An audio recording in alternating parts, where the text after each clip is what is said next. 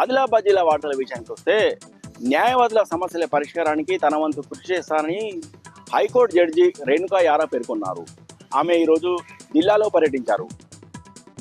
ఆమెకు జిల్లా కలెక్టర్ రాజాసీతో పాటు జిల్లా ఎస్పీ గౌసాలం, అలాగే జిల్లా judge Prabhakar Rao, bar association president Endala Nagesh, న్యాయవాదులు ఘనంగా స్వాగతం పలికారు.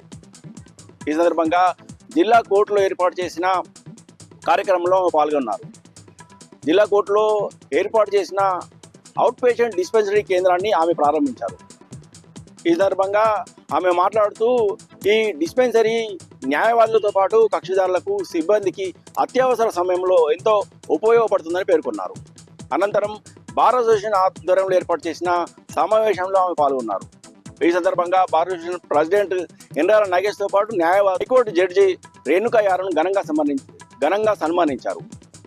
ఈ సందర్భంగా న్యాయవాదులు తమ సమస్యలను పరిష్కరించేందుకు కృషి చేయాలని హైకోర్టు జడ్జి రేణుకా యారకు విజ్ఞప్తి చేశారు. ఇక మరో వార్తా విషయానికి వస్తే హైదరాబాద్లోని మోయినాబాద్ పోలీస్ శిక్షణ కేంద్రంలో 9 నెలల పాటు ప్రత్యేక శిక్షణ పొందిన టాంగో జాగిలాన్ జిల్లాకు చేరుకుంది. ఈ సందర్భంగా ఎస్పీ కార్యాలయంలో టాంగో జాగిలాన్ని జిల్లా ఎస్పీ గౌస్ ఆలంకు సిబ్బంది పరిచయం చేశారు.